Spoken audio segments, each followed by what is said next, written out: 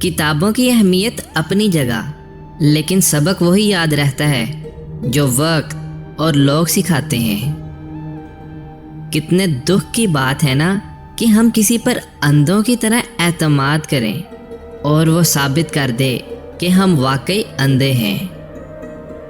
اس دور میں اگر کوئی بندہ مخلص مل جائے تو غنیمت سمجھیں، اس پر اپنی چالاکیاں مت آزمائیں۔ یاد رکھیں بیوقوف کوئی نہیں ہوتا۔ کسی کی راہ میں ناحق مشکلات پیدا کرنے سے پہلے یہ سوچ لیں کہ آپ اس کی تو صرف دنیا خراب کر رہے ہیں، لیکن اپنی آخرت تباہ کر رہے ہیں۔ جب آپ کے پاس دولت ہو تو تکبر مت کرنا، دولت تو ایک نہ ایک دن چلی جائے گی،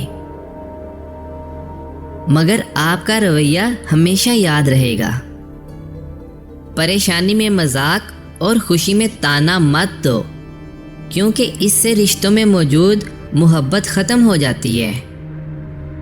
جو سلوک آپ اپنے ساتھ نہیں چاہتے، پھر وہ دوسروں کے ساتھ بھی نہیں کرنا چاہیے۔ کسی کو آنسو دینے سے پہلے یہ سوچ لینا کہ کیا اس کے آنسو تمہیں سکون سے جینے دیں گے یا نہیں۔ کسی غریب کا غلطی سے بھی مذاق مت اڑانا، کیونکہ کسی کو بھی غریب ہونے میں دیر نہیں لگتی۔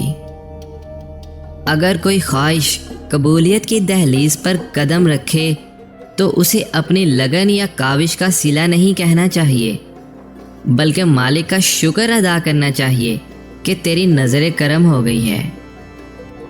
اگر تم کسی کو خوشی نہیں دے سکتے تو کوشش کرو کہ تمہاری وجہ سے کسی کو دکھ بھی نہ پہنچے۔